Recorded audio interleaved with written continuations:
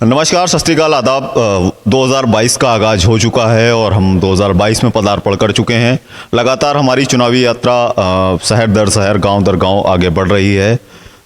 आज नववर्ष के प्रथम दिन हम निकल पड़े हैं भाजपा, जो आज विश्व का सबसे बड़ा संगठन बन गया है। संगठन बना कैसे, इस पर बातचीत करेंगे। हमारे साथ हैं वरिष्ठ कार्यकर्ता, क्योंकि जब बात आती है संगठन की तो संगठन, जो भाजपा का संगठन है, वो कार्यकर्ताओं से ही मजबूत होता है और जो इनकी अनुशासन कहा जाता है वो बहुत मजबूत कहा जाता है। हमारे साथ आज उन्नाव जिले से संजय तिवारी जी हैं, जो कि बहुत राजनीति की बहुत अच्छे से समझ रखते हैं, काफ़ी लंबे अरसे से भारतीय जनता पार्टी के कार्यकर्ता हैं। संजय जी, बहुत बहुत स्वागत है आपका। सबसे पहली बात, जहां बात आती है कार्यकर्ता की, तो कार्यकर्ता भाजपा संगठन में कितना प्रभावी होता है? सबसे पहले नववर्ष 2022 पर मैं सभी जनपद वासियों को एवं समस्त प्रदेशवासियों को कोटि कोटि बधाई और शुभकामनाएं देना चाहूँगा। और कोई भी संगठन हो और कोई भी सामाजिक मूवमेंट हो, उसमें सबसे बड़ी भूमिका कार्यकर्ताओं की और संगठन की होती है। संगठन का स्वरूप, मूल स्वरूप ही कार्यकर्ता है। किसी भी संगठन को बड़े से बड़े स्तर पर ले जाने में कार्यकर्ताओं की सबसे अहम भूमिका होती है। और भारतीय जनता पार्टी जैसे संगठनों में, जो एक समाजवाद पे बनी है, समाज को लेकर चलती हैं, एक संगठित समाज को जोड़ती हैं, यहाँ पर कार्यकर्ता की अहम भूमिका होती है। बहुत से दल हैं जो परिवारों की पृष्ठभूमि पर कार्य करते हैं, वहाँ परिवार तक ही राजनीतिक पार्टियाँ होती हैं। कई पार्टियाँ आपने देखी होंगी, जैसे राष्ट्रीय लोकदल, चौधरी अजीत सिंह, उनके पिता चौधरी साहब चरण सिंह हमारे देश के प्रधानमंत्री हुए, परंतु परिवारवाद होने के कारण पार्टियों का बराबर विलय होता चला जा रहा है। इसी तरह उत्तर प्रदेश की भी कई राजनीतिक दल हैं जिनको आपने देखा होगा, जो विगत 15 से 20 वर्षों पर बड़े उफान के साथ आगे आए, लेकिन समय के साथ साथ पारिवारिक धन लोलुपता, आपसी वैमनस्यता, सत्ता संघर्ष में उन पार्टियों का धीरे धीरे पतन होता चला जा रहा है। दूसरा सवाल हम करेंगे 165 सदर विधानसभा क्षेत्र की बात करेंगे। सदर विधानसभा क्षेत्र में अगर पिछले 5 या 7 सालों की बात करें तो आपके नज़रिए से क्या विकास हुआ है और किस तरीके से भाजपा संगठन ने यहाँ कार्य किया है? देखिए, भाजपा संगठन का जो मूल कार्य था वो 2017 तक, 17 के बाद संगठन ने सरकार का स्वरूप धारण कर लिया है। और सरकारी जो योजनाएं हैं, वो चाहे केंद्र की हो, वो चाहे राज्य की हो, और वो चाहे जिले की हो, चूँकि विगत 20-25 वर्षों में जो लूटपाट, घसोट और पैसों का दोहन हुआ है आम जनमानस से, उस पैसे को, ये तो है कि दोहन कम हुआ है, भ्रष्टाचार पे काफ़ी रोक लगी है। आप कह रहे हैं भ्रष्टाचार पे काफ़ी रोक लगी है, लेकिन आप जिले के विभिन्न सरकारी विभागों में चले जाएं, वहाँ के कोई ऑन कैमरा तो नहीं बोलता, लेकिन ऑफ कैमरा बोलता है भ्रष्टाचार इससे ज़्यादा बढ़ा है। आप कह रहे हैं कम हुआ है। नहीं, आप इस तरह नहीं कह सकते, क्योंकि जड़ों में भ्रष्टाचार 70-80 वर्षों में इस तरह विलायमान हो चुका है, और जड़ों में भ्रष्टाचार जा चुका है, जिसको सरकारों को समाप्त करने में एक लंबा समय लगेगा। आप सामाजिक भ्रष्टाचार खत्म कर सकते हैं, लेकिन जो लोगों के व्यक्तित्व में भ्रष्टाचार है, जो लोगों के सामाजिक स्तर में भ्रष्टाचार है, उसको इतनी आसानी से नहीं, जब तक व्यक्ति स्वयं में भ्रष्टाचार को समाप्त नहीं करेगा तो कहीं से भी किसी भी स्तर पर भ्रष्टाचार समाप्त नहीं हो पाएगा। अच्छा, पिछले 5 सालों में जिले को क्या विकास की रफ्तार मिली है? कौन कौन से ऐसे कुछ एक कार्य गिनाइए कि जो जिनसे हमारे ज़िले को विकास की रफ्तार मिली? देखिए, आपको जानकर एक बहुत ही हर्ष का विषय है कि शायद संपूर्ण भारत में सबसे ज़्यादा सड़क और ओवरब्रिज अगले 5 वर्षों में आपके उन्नाव जनपद से ही प्रवेश करके गुजरने वाले हैं। चाहे वो मेरठ बलिया इलाहाबाद मार्ग हो नेशनल हाईवे, चाहे कानपुर का रिंग रोड हो, चाहे वो एक नया बनने वाला गाजियाबाद से लखनऊ संपर्क मार्ग हो, जाजमऊ के गंगा घाट किनारे से लेकर लखनऊ तक बनने वाला एक्सप्रेस रोपवे हो। चूंकि सरकार 5 वर्ष उत्तर प्रदेश में रही है, मूलभूत प्लेटफॉर्म, जमीनों का अधिग्रहण, राजनीतिक दलों की विसंगतियां दूर करते करते एक लंबा समय लगा है। अब उन पर क्रिया कार्य करने का समय आया है कि आपकी योजनाएं, सरकारी योजनाएं जमीन भूतल पे दिखना चालू होंगी। आपने अगले आने वाले 5 वर्षों का जो है रोड मैप जरूर दिखाया, लेकिन मेरा सवाल फिर से वहीं पे अटका है कि जो ये 5 वर्ष बीत गए, 5 वर्ष का कार्यकाल, इसमें क्या हुआ? देखिए, आप भी जानते हैं और शायद संपूर्ण जनमानस मानता है कि ऐसी विपरीत और विकराल स्थिति इन 5 वर्षों में आई है, और वो सिर्फ उत्तर प्रदेश में नहीं आई, संपूर्ण विश्व इससे ग्रसित है। चाइना हो, अमेरिका हो, आप ये समझ लीजिए कि उत्तर प्रदेश की आबादी लगभग 25 से 30 करोड़ है, और अमेरिका और रसिया की भी आबादी इतनी ही है। अमेरिका की तो इससे डबल है। लेकिन एक विश्व स्तर के संपूर्ण देश की आबादी के समान उत्तर प्रदेश की आबादी है। उसके बाद भी बहुत सी बड़ी बड़ी दुर्घटनाएं, मृत्यु का दर उत्तर प्रदेश ने काफ़ी कवर किया है।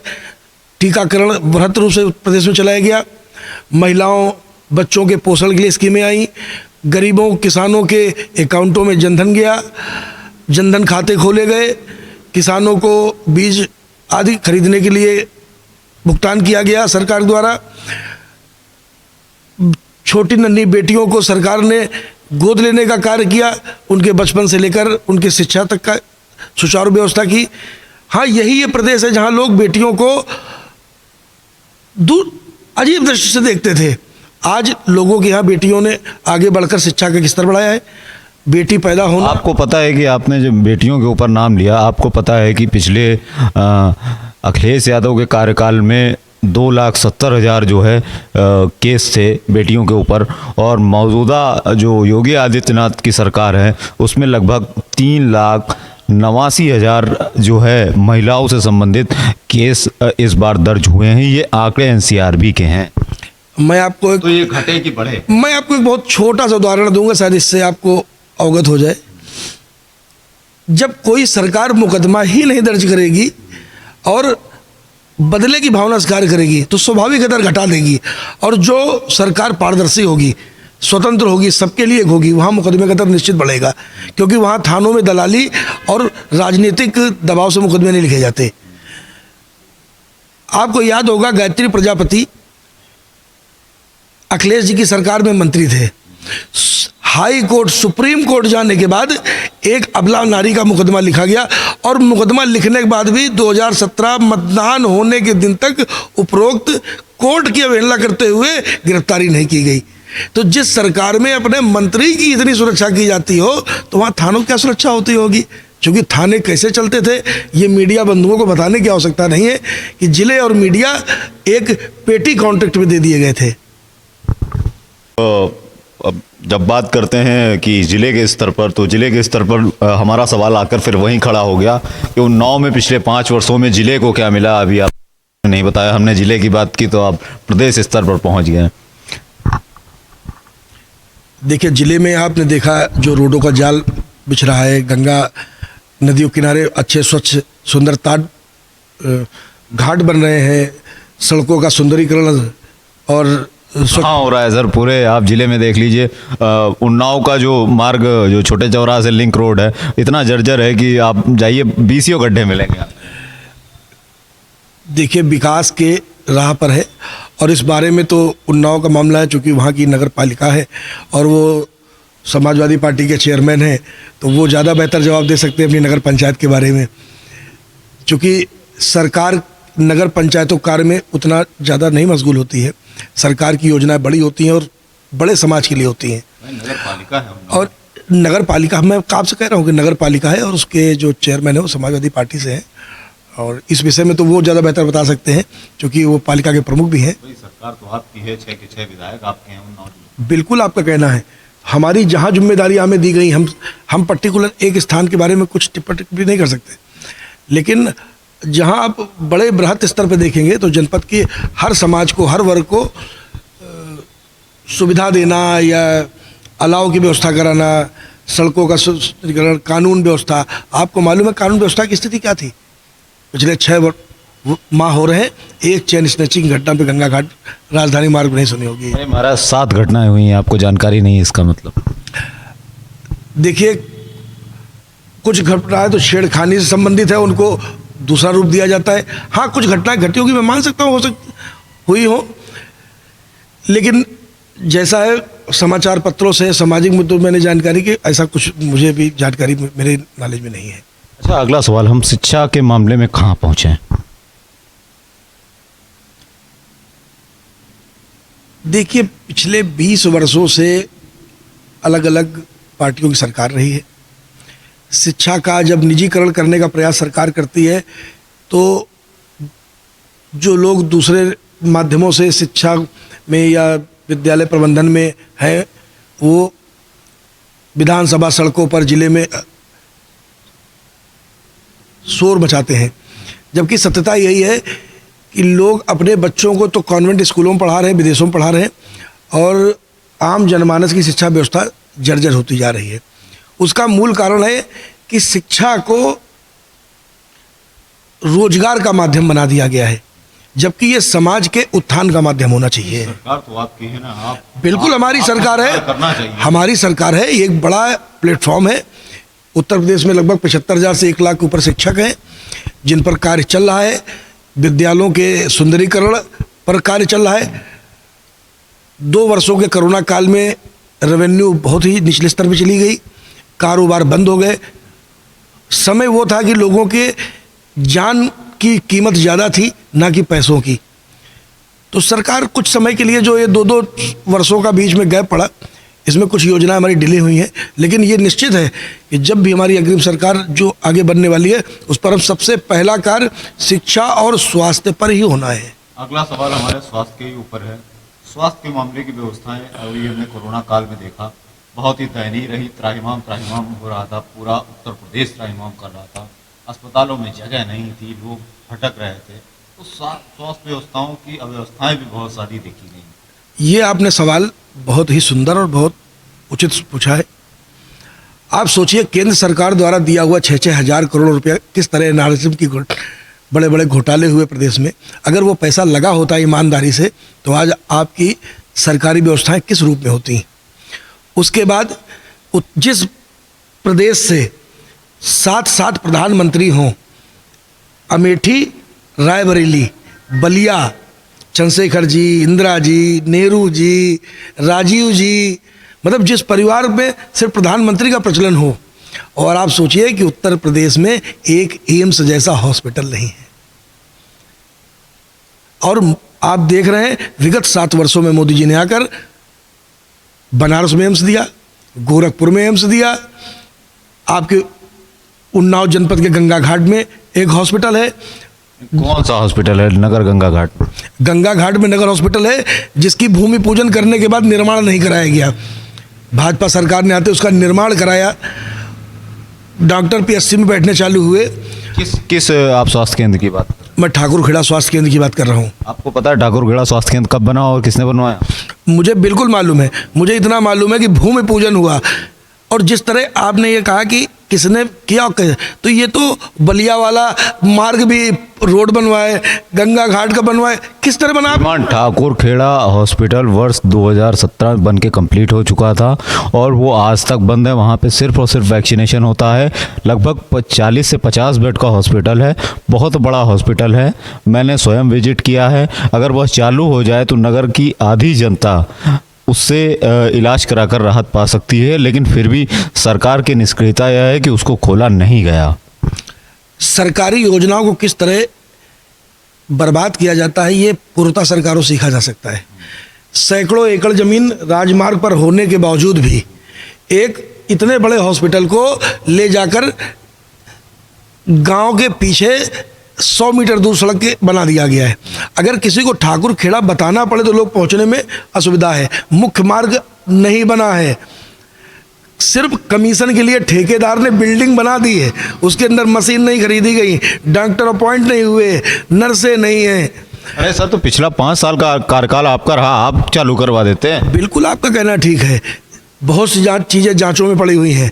एनआरएचएम में खरीदी हुई बसें आज भी बड़े बड़े हॉस्पिटलों में सैकड़ों की संख्या में खड़ी हैं, जिनमें ड्राइवर अपॉइंट नहीं किया, कि बसें खरीद ली गई। तो इसका जिम्मेदार कौन है? पिछली सरकारें हैं। जांच आप देख रहे हैं, बड़े बड़े मंत्री जेल का जा रहे हैं, छोटे से भ्रष्टाचार पे कार्रवाई होती है, पूरा विपक्ष कूदने लगता है। अरे जब जनता के हितों का पैसा बड़े बड़े व्यापारिक घरानों की जेबों में होगा। आप लोगों से जब सवाल किया जाता तो आप सारा दोष जो है पिछली सरकारों पे मढ़ते हैं। आपको 5 वर्ष का कार्यकाल मिला, क्या वो कार्यकाल उपयुक्त नहीं था? वो समय उपयुक्त नहीं है? उपयुक्त है, हम लोगों ने कार्य किए। हम आपको बता तो रहे, हमने एम्स बनाए, हमने बड़े बड़े हॉस्पिटल, मेडिकल कॉलेज कानपुर में देखिए, पिछले 50 सालों के बाद एक बड़ा मेडिकल कॉलेज बन रहा है। कहाँ बन रहा है सर? आप जाइए, विशाल मेगा मार्ट के बगल में, शायद इस पूरे 15 जनपदों का सबसे बड़ा हॉस्पिटल, लखनऊ को छोड़ दीजिए, सबसे बड़ा हॉस्पिटल बन के तैयार होने वाला है। और हो सकता है कि इस चुनाव के बाद उसका चालू भी हो जाएगा। कैंसर हॉस्पिटल है, लगभग 400-450 बेड का बनना है, जहाँ पर पहले एनआरएचएम और एएनएम की जहाँ ट्रेनिंग सेंटर था, अब वहाँ बड़ा एक हॉस्पिटल बन गया है।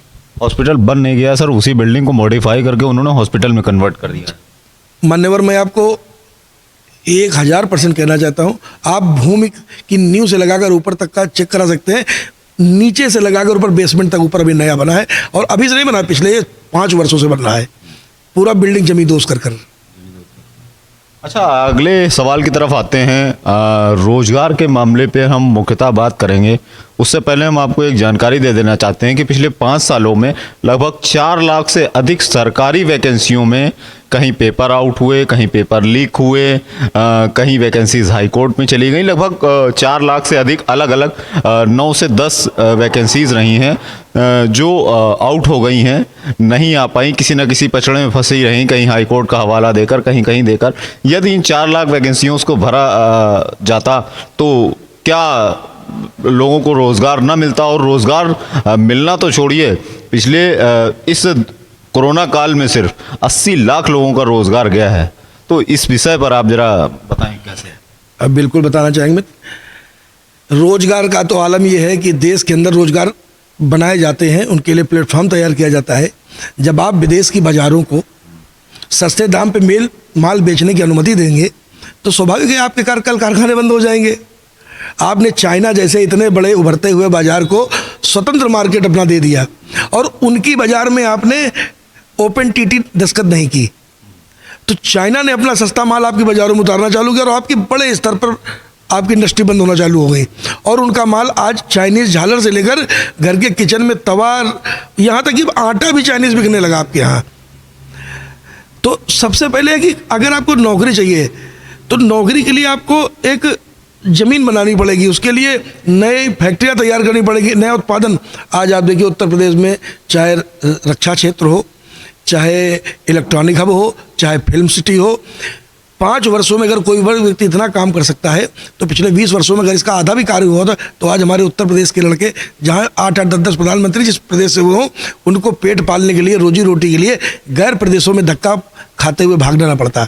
तो आपकी सरकार ने बोला था कि हमारी सरकार आएगी, हम प्रतिवर्ष 2 करोड़ रोजगार देंगे। रोजगार देने का तो छोड़ दीजिए, आपने रोजगार छीन लिया साहब। देखिए, रोजगार एक प्रमुख मुद्दा है, लेकिन आपको एक जानकारी है कि रोजगार आप 4 लाख उत्पादित करेंगे और आबादी 4 करोड़ उत्पादित करेंगे। कभी जब तक ये समानता नहीं होगी तो कभी रोजगार पूरे नहीं कर पाएंगे। आपको मालूम है उत्तर प्रदेश में प्रतिदिन पूरे संपूर्ण भारत में आबादी का घनत्व तो क्या है? 75,000 से 80,000 लोग रोज पैदा होते हैं इस राष्ट्र में, और 42 से 35,000 के बीच में मृत्यु दर है रोज की। अब दूने के हिसाब से जब लोग जिस प्रदेश में पैदा होंगे या राज्य में, देश में, कहाँ से आप नौकरी पूरी करेंगे? जब आपने खुला बाजार छोड़ दिया, आपने कोई परिवार नियोजन की योजना नहीं चलाई, कभी कोई स्कीम नहीं बनाई, कोई आपने बिल नहीं पास किया, कैसे होगा? जब आपके पास 2 बीघा खेत है, आपके पास 2 बच्चे हैं, तो आप 2 बच्चों को तो पेट भर सकते हैं, लेकिन 2 बीघे खेत में जब आपके 18 बच्चे होंगे, कैसे पेट भरेंगे आप? कहाँ से रोजगार देंगे? कहाँ से अन्न देंगे? कहाँ से खाद्यान्न देंगे? कहाँ से उत्पादन करेंगे? तो देश में स्वाभाविक रोजगारों की कमी होगी। लगातार हम देख रहे हैं कि शिक्षक संघ जो है, शिक्षा मित्र, आशा बहुएं और कर्मचारी संघ लगातार जो है विधानसभा के बाहर धरना दे रहा है। हाँ, इन लोगों को आप लाठियां चलवा रहे हैं, हाँ? आप वाटर कैनन का इस्तेमाल करते हैं। सर, आपके ही कर्मचारी हैं, तो ऐसा क्यों? उत्तर प्रदेश में जॉब देने की सीमित व्यवस्थाएं हैं। असीमित व्यवस्थाओं के लिए देखिए आप, नई इंडस्ट्री, नई फैक्ट्रियों का सृजन हो रहा है। स्वाभाविक है कि सरकारों ने कभी भी देश में प्राइवेट सेक्टर को बढ़ावा नहीं दिया और लोगों को सरकारी नौकरियों में सुविधाएं ज़्यादा दिखाई देती हैं। जबकि आप देखिए, भारत में राष्ट्रपति की तनख्वाह अगर 5 से 5.5 लाख रुपया है और वहीं IIT से निकले हुए या IIM से निकले हुए या बड़े जो शिक्षण संस्थान हैं, उनकी तनख्वाहें 10-10, 12-12 करोड़ रुपए हैं सालाना। मंथली 50-50 लाख, 1-1 करोड़ रुपए हैं। तो लोग वहाँ ना जाकर सरकारी में जाने का ज़्यादा प्रयास करते हैं, क्योंकि जो एक ढांचा तैयार किया गया सरकारी का, वो है कि मतलब एक माहौल बना दिया गया देश के अंदर कि सरकारी ही सबसे ज़्यादा है, सब उपयुक्त है। जबकि हमारे देश के अंदर आज देश की जो गरिमाएं में बन रही हैं, देखिए कितनी बड़ी बड़ी प्राइवेट कंपनियां जिन्होंने अपने कितने कर्मचारी रख छोड़े हैं और देश को आज उत्थान की तरफ किस स्तर पर प्राइवेट कंपनियां ले जा रही हैं। तो सबसे पहले तो ये सरकारी नौकरी की मिथ्या दिमाग से तोड़िए और नौकरी की मिथ्या बनाइए कि नौकरी हमें करनी है। और आप ही देख लीजिए, आपके आसपास के लोग अगर किसी रोजगार के लायक हैं तो क्या वो रोजगार में नहीं है?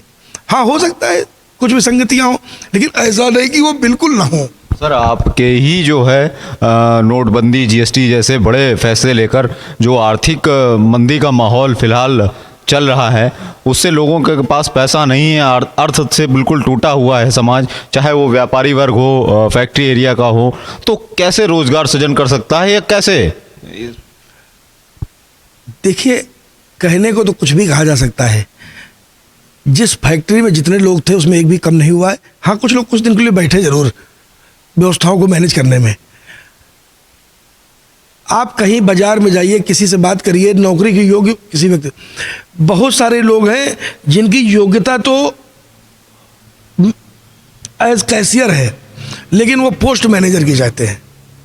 सिर्फ इन्हीं कारणों से लोग जॉब पे नहीं है। जबकि अगर चाहें तो वो कैशियर जॉब कर सकते हैं और कैशियर की जगह खाली नहीं, ऐसा नहीं कि नहीं है। लेकिन अगर आप अपनी व्यवस्थाओं और अपनी शिक्षा से ऊपर के पद के लिए लालित रहेंगे तो जो नीचे आपको मिल रहा वो भी आपसे छूटता चला जाएगा।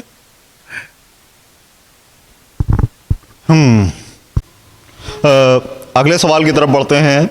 अगला सवाल है संजय जी कि आप भाजपा सरकार में विकास को किस तरीके से परिभाषित करते हैं? क्या सड़क, नाली, खरंजा, राशन यही विकास है या इससे इतर हटकर कुछ विकास? पहले तो जो आम जनमानस में एक रूढ़िवाद भर दिया गया है, ये भी एक विनाश है और इसको भी विकसित करने के लिए लोगों को मानसिक रूप से सुदृढ़ और मजबूत होना आवश्यक है। विकास का मतलब ये नहीं कि सिर्फ सड़कें, नाली और यही विकास है, बौद्धिक विकास भी होना चाहिए। लोग स्वतंत्र रूप से सोच सकें, अपनी धार्मिक आस्थाओं को पूरा कर सकें, अपनी आज़ादी को महसूस कर सकें, तो ये भी विकास है। ये भी विकास। मुझे तो लगता था कि भाजपा सरकार में सड़क, नाली, खड़ंजा बस यहीं तक विकास की परिभाषा सीमित होती है। नहीं, आपने देखा कि भाजपा ने धार्मिक विकास किया, जिसको पुरातन सरकारों, वामपंथी सोच के लोगों ने रसातल में फेंक दिया था। जहां सारी सरकारें बड़े बड़े कोर्ट में 20-20 वकील लगा के जिन मुद्दों को रोका गया, सरकार ने उन मुद्दों का समाधान किया। आपके सामने राम जन्मभूमि है, आज प्रभु श्री राम टेंट से निकल कर आलीशान। मेरा अगला सवाल यहीं पे आया था कि अयोध्या, मथुरा, काशी, ये आपकी योगी सरकार ने भी, योगी जी ने भी बोला कि नहीं, अयोध्या और काशी हो चुका है, अब मथुरा की बारी है। तो क्या मतलब धार्मिक भावनाओं को आप पिंच करके आप सत्ता में पुनः आना चाहते हैं? धार्मिक भावनाओं को पिंच करके नहीं है, अपनी धार्मिक भावनाओं को आगे करके। जो हमारी धार्मिक आस्था है उसको राजनीति से आप मत जोड़िए। नहीं, बिल्कुल क्यों ना जोड़े। भाजपा सरकार धर्म की ही राजनीति करती है। बिना अगर धर्म की राजनीति को भाजपा सरकार से हटा दिया जाए तो सत्ता पता नहीं कहाँ पे चली जाए। भाजपा धर्म की राजनीति नहीं करती, भाजपा विकास की राजनीति करती है, लोगों के मनोदशा की राजनीति करती है, भाजपा विकसित राष्ट्र की और राष्ट्रवाद की राजनीति करती है। कहाँ सर, आप देखिए ना, किस विकास की आप बात करते हैं। पिछले अगर हम जब से 2014 की बात से अभी तक 7-8 वर्षों के कार्यकाल की बात करते हैं केंद्र प्रभावी होता है केंद्र, उसके बाद में हम राज्य सरकार में 5 साल रहे। लगभग भारत के मुख्य जितने भी राज्य हैं सब में भाजपा की सरकार है। हमारा देश कम से कम पता नहीं कितना पीछे आपने ढकेल लिया। एक खाई पार्टी है, 80-90% जनता एक तरफ, 10% एक तरफ कर दिया है आपने। आप जातिगत राजनीति करते हैं, जातिगत रूप से लड़ाते हैं, तो इस तरीके से बहुत सारे आरोप आप लोगों के ऊपर लगते हैं। तो धर्म की राजनीति का सबसे बड़ा आरोप आप लोगों पर लगता है, तभी आप अयोध्या काशी के बाद बोलते हैं कि नहीं अब मथुरा की बारी है, क्योंकि धर्म सबसे बड़ा मुद्दा है आपके लिए। देखिए, हमारे लिए धर्म मुद्दा नहीं है। अगर हमारे लिए धर्म मुद्दा होता तो राजीव गांधी द्वारा 1982 में खुलवाए हुए राम मंदिर को पुनः बंद न करा दिया जाता। हमने उसको सुचारू रूप से चलाया कोर्ट की मदद से, और कोर्ट के द्वारा जो आदेशित हमें मिला हमने उसका पालन। मतलब आज आप स्वीकार करते हैं कि जो राम मंदिर का फैसला था उसमें कोर्ट की मदद से, आपने इस शब्द इस्तेमाल किया, कोर्ट की मदद से, कि हम माने कि ये फैसला भाजपा का था। मदद का आप अलग पर्याय ले रहे हैं। मदद का मतलब हमारी आस्था कोर्ट में है। हमने कोर्ट के दिशा निर्देशों का पालन किया। अगर सरकार अपने आदेशों का पालन करती तो सरकार के पास बहुत से रास्ते हैं जिनको लागू करके कोर्ट के फैसलों को पलट सकती थी। जिस तरह राजीव गांधी ने बहुविवाह और 3 तलाक जैसे मुद्दों को बदल के रख दिया था, लेकिन हमने ऑडिशन के तहत इसे चेंज नहीं किया। हमने पूर्णतः कोर्ट के नियमों का पालन किया, कोर्ट की पूरी सुनवाई हुई और जो कोर्ट ने फैसला दिया उसे दोनों हाथ जोड़कर हमने स्वीकार किया। अच्छा, ये एक अगला सवाल ये है हमारा कि भाजपा सरकार के विरोध में जो बोलता है, भाजपा सरकार की जो जितनी भी एजेंसियां हैं उन सबको उनके पीछे लगा देती है। सरकार मतलब किस ओर जाना चाहती, किस दिशा में काम कर रही है, क्या बदले की भावना के और राजनीति के तहत कार्य कर रही है? आप क्या चाहते हैं? हमने तो बहुत सारे उदाहरण देखे देश में, बदले की भावना के तहत बहुत सारी राजनीति हुई। नहीं तो हमने देखा है ना कि हमारी पार्लियामेंट पे हमला करने वाले कसाब के फांसी की सजा वाले 170 सांसद रात में राष्ट्रपति दरबार खटाने गए थे। आप क्या चाहते हैं, भारत की जनता को मरवा दिया जाए? अच्छा, अगले सवाल की तरफ बढ़ते हैं। धारा 370 को रिमूव किया गया। कश्मीर में हालात अभी भी 2-2.5 साल बाद परिस्थितियां वैसी ही बनी हुई हैं और भी ज़्यादा वहाँ की हालात ख़राब हो रहे हैं। कश्मीर के अगर और कुछ एक हिस्से को लेकर बहुत सारी बड़ी राजनीति होती है, वहाँ के जो लोकल नेता है वो फेवर करते हैं, और यहाँ पर आपकी पार्टी के लोग कहते हैं कि नहीं अब पीओके और इनकी बारी है। तो क्या माना जाए कि कश्मीर मुद्दे को ऑर्डिनेंस पास हो गया, सब है, 370 हटा दी गई, 35 से हटा दी गई, लेकिन हालात वहाँ के अभी भी बहुत सारे दयनीय हैं। पहली बार कश्मीर के लिए 18,000 करोड़ की योजनाएं विश्व बिरादरी ने कंस्ट्रक्शन के लिए जारी की हैं। पहली बार कश्मीर का वो हाल बना दिया गया था कि चंद घराने के लोग केंद्र से मिले पैसे का बंदरबाट करते थे। आज इंटरनेशनल एयरपोर्ट लद्दाख में बन रहा है, कश्मीर में यूनिवर्सिटी, जम्मू में यूनिवर्सिटी, एम्स, जितनी भी बृहत योजना जो दिल्ली को प्राप्त है, जो अदर स्टेट, वो सभी जम्मू कश्मीर को मिल रही हैं। जम्मू कश्मीर का पर्यटन का जो औसत था वो 1.5 लाख लोगों का था। पहली बार सर्दियों के सीजन में 4.5 लाख क्रॉस कर गया है। तो वहाँ के हालात सामान्य क्यों नहीं हो पा रहे हैं? अगर हालात सामान्य न होते तो पर्यटन कैसे बढ़ता? आपके सवाल में जवाब है। नहीं, अभी पर्यटन इतना नहीं बढ़ रहा है जितना आप बोल रहे हैं। पर्यटन की स्थितियाँ और भी दयनीय हुई हैं, बहुत स्ट्रांग नहीं है। आप इसको पर्यटन की वेबसाइट पर जाकर वॉच कर सकते हैं। और जम्मू कश्मीर में जहां आप सुनते थे, कोई कहता था झंडा उठाने वाला नहीं मिलेगा, कोई कहता था 2 फाड़ हो जाएगा, भारत में आग लग जाएगी। कहाँ आग लग जाएगी? कुछ घरानों के घरों में आग लगी, सिर्फ वो परिवार बिखर गए। बाकी जम्मू में कोई, कश्मीर आती के स्वतंत्र राष्ट्र की तरह तिरंगा झंडा उसी लाल चौक में लहरा है, जहाँ पर तिरंगा झंडा ले जाने में लोग गिरफ्तार हो जाते थे। अगला सवाल है कि राष्ट्रीय मुद्दे कुछ एक को छोड़ दिया जाए तो उसके बाद जो भी फैसले लिए गए वो देश हित में नहीं रहे, चाहे वो नोटबंदी हो, चाहे वो आपका जीएसटी हो। नोटबंदी को लेते हैं तो जिस उद्देश्य से नोटबंदी लागू की गई वो पूर्ण नहीं हो पाई।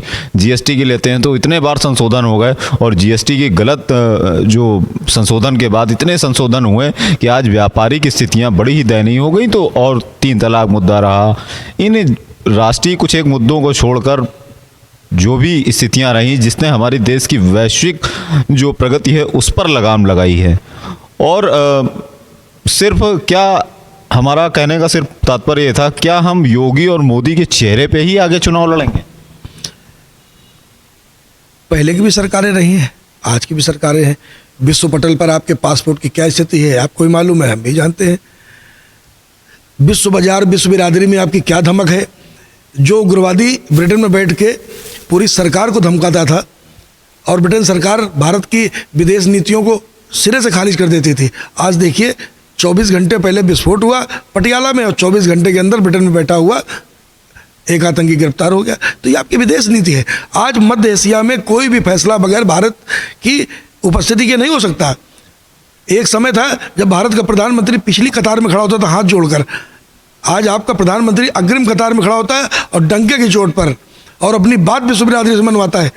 अफगानिस्तान का मामला हो या कहीं पूरी दुनिया में स्थितियाँ हो, भारत एक निर्णायक भूमिका में खड़ा होता है। आज अपने ही राष्ट्र को लेकर नहीं होता। पहले आप सुनते थे नया साल आया एडवाइजरी जारी, विस्फोट होगा। 15 अगस्त आया एडवाइजरी जारी। कहाँ एडवाइजरी जारी है? सब स्वतंत्र है, बढ़िया है। अब तो एडवाइजरी जहाँ से आतंकवादी है तो वहाँ जारी हो जाती हैं। तो आप राष्ट्र को मजबूत किस तरह मानते हैं? हमारी हिसाब से तो यही मजबूती है कि राष्ट्र स्वतंत्र है, दंगे नहीं है, बलवे नहीं है, आताताई नहीं है, और क्या है। अगला सवाल, महंगाई दिन ब दिन बढ़ती जा रही है, उस पर कोई कंट्रोल नहीं है सरकार का। 2014 से अभी तक के आंकड़े ले लेते हैं तो महंगाई बेतहाशा बढ़ रही है। सरकार का उस पर कमांड नहीं है। पेट्रोल डीजल हो कुछ भी हो, आज देख लीजिए क्या स्थितियां हैं जिससे महंगाई दर अनियंत्रित रूप से है जो आम आदमी की जेब पर प्रभाव डाल रही है। इस पर भी आपका कोई कमांड नहीं है? देखिए, महंगाई कोई सरकार द्वारा नहीं बढ़ाई जाती, आप भी जानते हैं। महंगाई एक सुचारू व्यवस्था है।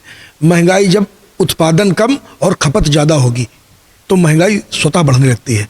कोरोना काल में 6-6 महीने फैक्ट्री इंडस्ट्रियों का बंद रहना और लोगों की सुचारू व्यवस्था करने के लिए सरकार द्वारा 20-20 लाख करोड़ के पैकेज जारी करना, जिसमें लोग कम से कम भूख से और हवा से, बिजली से की व्यवस्थाओं से ना मरे, इन व्यवस्थाओं को पूरा करने में कुछ महंगाई बढ़ी है। लेकिन ये निश्चित है कि सरकार बहुत जल्दी, जैसे देखिए आपका घर का तेल था 200-225 रुपये, धीरे धीरे प्रतिदिन 10 से 15 रुपये घटता चला जा रहा है।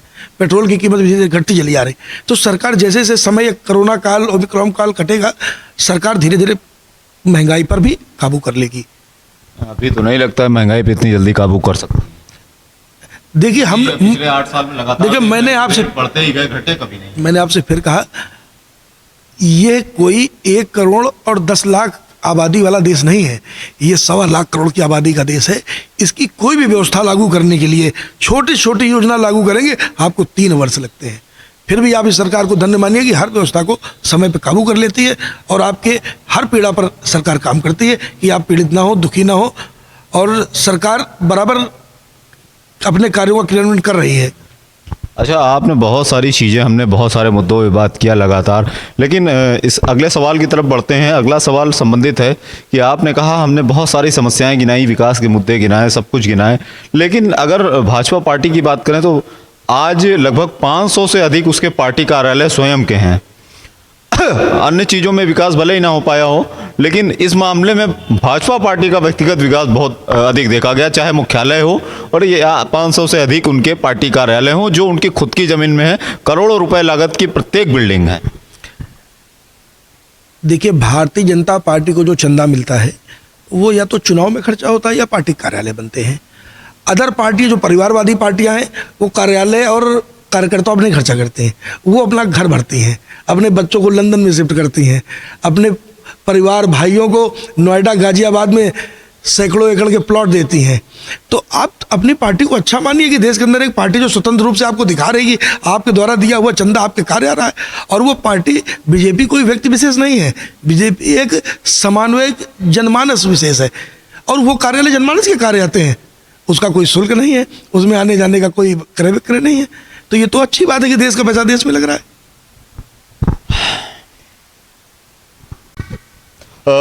कई सारे मुद्दों पर हमने संजय जी से बात की है। हालांकि कुछ एक विषयों पर इन्होंने बेबाकी से जवाब दिया, लेकिन कुछ एक मुद्दों पर, कुछ एक सवालों पर ये सवालों को टालते नजर आए। और हमने एक चीज़ देखी है, भाजपा पार्टी में जो भी हो, लेकिन हाजिर जवाबी, उनके कार्यकर्ताओं की हाजिर जवाबी और सवालों के जवाब देने की पद्धति बहुत अच्छी है, शानदार है। उनसे आप सवाल कुछ और करेंगे तो जवाब कुछ और देंगे। हालांकि बहुत सारे मुद्दों पर बातचीत हुई। उत्तर प्रदेश की बात करते हैं। उत्तर प्रदेश में योगी आदित्यनाथ पिछले 5 वर्षों में कितना प्रभावी साबित हुए?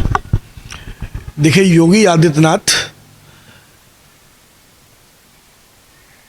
एक मॉक्स लीडर है और उनकी सादगी और उनका स्वतंत्र विचार और उनकी जो स्वतंत्र शैली है, ये जनमानस में घर घर लोगों के हृदय तक बैठ चुकी है। लोग इस विषय में कोई मतलब राजनेता एक अलग चीज़ हो गई और हृदय में किसी व्यक्ति का बसना एक अलग चीज़ हो गई। अभी योगी और मोदी जी ये उस तरह के नेता हैं जो हृदय के वास कर चुके हैं।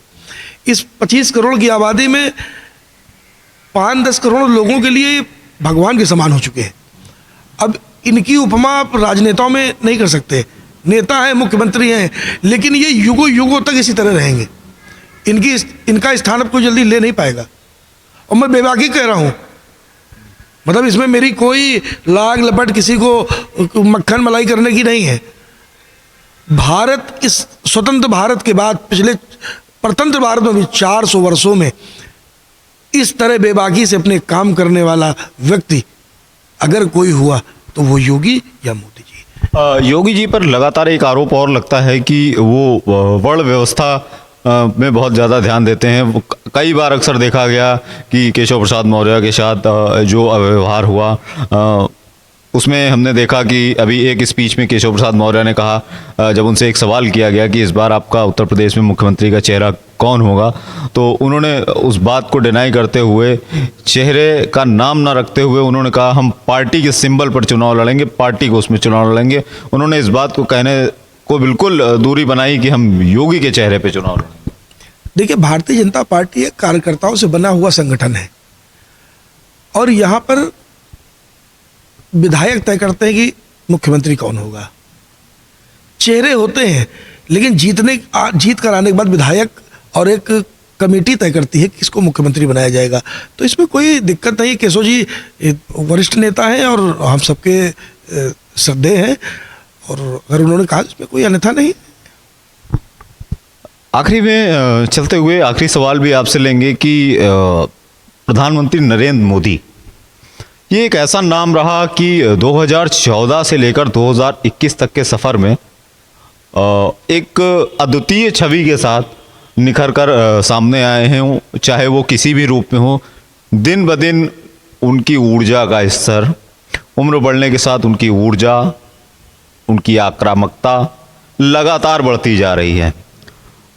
उससे इतर हटकर मोदी जी पर एक और अभी हाल ही में आपने देखा कि जो है 25 दिसंबर के दिन मोदी जी का जो काफिला है उनमें एक मर्सिडीज की एस गार्ड शामिल हुई, जिसकी कीमत लगभग 12 करोड़ रुपए की है। तो ये भी एक आरोप लगा कि पिछले 14 से लेकर अभी तक उन्होंने 5 गाड़ियां बदली, जो है BMW से लेकर रेंज रोवर से, लैंड क्रूजर से लेकर अब वो मर्सिडीज की एस गार्ड से सफ़र कर रहे हैं। तो बहुत सारे सवाल उठे कि देश में इतनी सारी समस्याएं होने के बाद वो अपने गाड़ी और कपड़ों पर उन पर कटाच बहुत ज़्यादा होता है।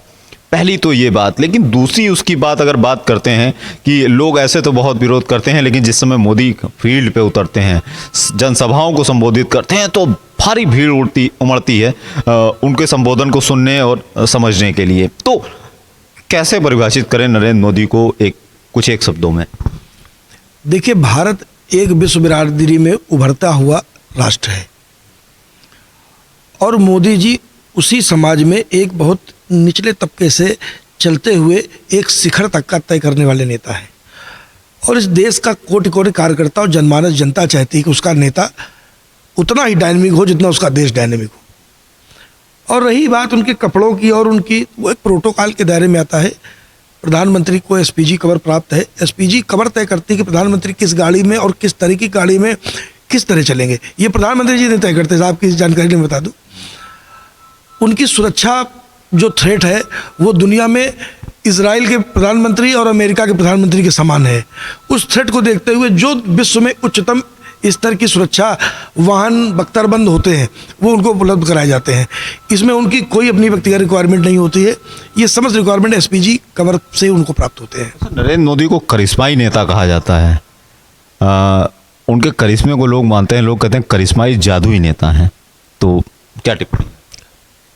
जो व्यक्ति जाति मजहब से हटकर लीग पे काम करेगा, जो अपने लिए नहीं करेगा, समाज के लिए जिएगा, तो स्वाभाविक है समाज उसके लिए जिएगा। और यही करिश्मा है कि वो समाज के लिए जीते और समाज उनके नाम पर जीता है। तो समाज के लिए करिश्मा ही है। और आगामी आने वाले, आप गांधी को गांधी बनने में पूरी कांग्रेस ने 50, 60, 70 वर्ष गंवा दिए हैं, लेकिन मोदी को मोदी बनने में 5 वर्ष नहीं लगा। और मोदी की जो अपनी ख्याति, सामाजिक जो प्रतिष्ठा है विश्व बिरादरी में, देश में, इस देश का 1/4 व्यक्ति उनको भगवान तरह पूछता है नहीं, भगवान मानता है। भगवान मानता है, अच्छी बात है, लेकिन वो भगवान अपने भक्तों को जो है क्यों नहीं संतुलन बना पा रहा है, क्यों नहीं विकास की रफ्तार दे पा रहा है, क्यों नहीं उनको जो है एक बेहतर जिंदगी दे पा रहा है? देखिए, भारत एक ऐसा स्वतंत्र राष्ट्र है पूरी दुनिया में जिसको सिर्फ किसी आतंकवादी की जरूरत नहीं है। देश के अंदर इतने मानव बम भटक रहे हैं जिनको सिर्फ आर्थिक व्यवस्थाएं मुहैया करा दीजिए आप। और ऐसे स्लीपर सेल आपको राजनीतिक घरानों में मिलेंगे, व्यवसायिक घरानों में मिलेंगे, जो घर के अंदर करोड़ों रुपए खजाने के रूप में छुपाए हुए हैं।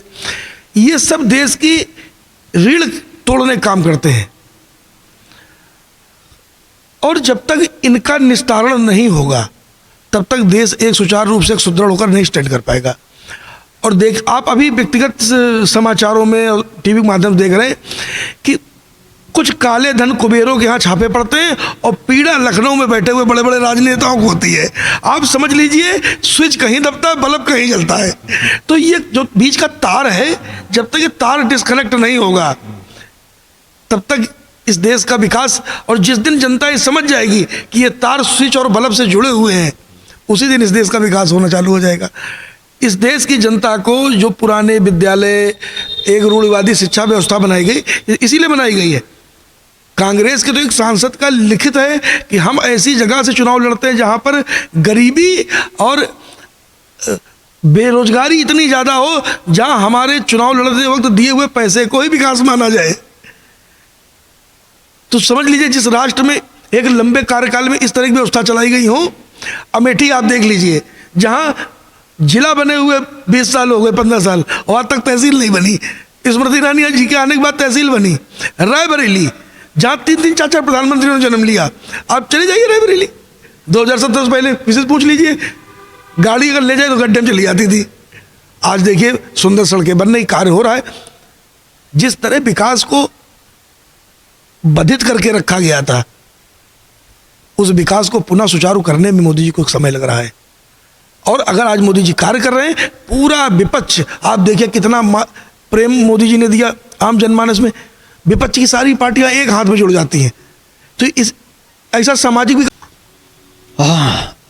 आखिरी सवाल की ओर बढ़ते हैं। साल 2022 विधानसभा चुनाव, उत्तर प्रदेश, कितनी सीटें? 300 प्लस पक्का? निश्चित, और भारी मतों से, पिछली बार से ज्यादा आएंगी। जी जी बिल्कुल। आपको लगता है कि पिछले 5 साल में उत्तर प्रदेश में जिस तरीके से कार्य हुए हैं उससे वोट परसेंटेज बढ़ने की उम्मीद है? निश्चित बढ़ेगी। आप देख लीजिएगा, जब बगैर कार्य किए हुए जनता ने हमें इतना वोट दिया है, तो हमारे कार्य को देखकर निश्चित ही बढ़कर हमारे मतदान प्रतिशत बढ़ेगा और हमारी सीटें बढ़ेंगी। लगातार विपक्ष की जनसभाओं में जिस तरीके से इतनी भीड़ हो रही है उसको भी आप कैसे परिभाषित करें? आपने अमित शाह जी की भी जनसभा देखी होगी उन्नाव में। बिल्कुल, देखिए वो वहाँ तो कह रहे हैं कि 2 लाख आदमी था और हम मौके पे मौजूद थे। मुश्किल से 25 से 30 हज़ार से मैक्सिमम भीड़ थी, इससे ज़्यादा तो ग्राउंड में कैपेसिटी नहीं। आप ग्राउंड के अंदर थे। हमारा पूरा टीम काम कर रही थी, पूरे कैमरामैन लगे थे, हम लोग 4-4 घंटे से टहल के पूरा विजिट कर रहे थे। देखिए हम लोग क्षेत्र में कार्य कर रहे थे, हम भी देख रहे थे।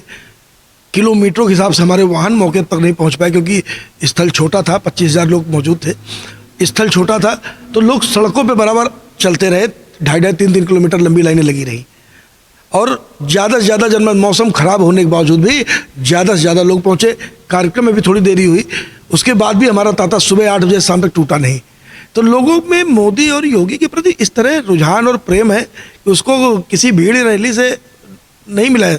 और उसी जगह आप देखिए राजनीतिक दल की एक बैठक हुई थी तो हमारे पत्रकार बंधु अपने मोबाइल, कोई अपने कैमरे को लेकर किस तरह दुखी रहे, उनके व्यवहार से किस तरह दुखी रहे, तो बताने की जरूरत नहीं है। चलिए, खैर इन्होंने बात हुई तो मेरा खुद का फ़ोन भी चोरी हुआ था। सीसीटीवी में चोर भी पकड़ में आए, हालांकि चोर अभी पकड़े नहीं गए हैं, देखते हैं। लेकिन बहुत बेबाकी से जो भाजपा के वरिष्ठ कार्यकर्ता ही कहेंगे, समर्पित कार्यकर्ता हैं, इन्होंने बड़ी बेबाकी से हर एक प्रश्न का जवाब दिया और कुछ एक प्रश्नों को ये बिना किसी कमेंट्स के या भटकाव के साथ आगे भी बढ़े। बड़ा अच्छा लगा, शानदार रहा, हर एक मुद्दे पर बात की। लेकिन कहने को समाज में या ग्राउंड पे, गांव में, शहरी क्षेत्रों में, हर जगह जाने पर जो भी परिस्थितियां बन रही हैं, लगभग कहीं पर कुछ लोगों की नाराज़गी ज़रूर दिखी, लेकिन वो जाएंगे सरकार के साथ ही और कुछ एक लोगों में नाराज़गी बहुत ज़्यादा है लेकिन इसके परिणाम क्या होंगे ये आने वाला चुनाव तय करेगा। फिलहाल आज की चुनावी सभा को, चुनावी यात्रा को हम यहीं पे समाप्त करते हैं। संजय जी, बहुत बहुत धन्यवाद आपका। और फिलहाल नववर्ष की आप सभी को पुनः एक बार बहुत बहुत मंगल कामनाएं और माँ भगवती आप सभी को जो है आशीर्वाद बनाए रखें और हम भी चाहते हैं कि इसी तरीके इस सफ़र को जारी रखेंगे। आगे भी चलते हुए कहीं और गांव में, शहरी क्षेत्रों में हम लोगों से बात करेंगे, क्या है उनके विचार, क्या है उत्तर प्रदेश का फिलहाल चुनावी माहौल। कैमरामैन महेंद्र कपूर के साथ नितिन गुप्ता, संकल्प न्यूज़, उन्नाव।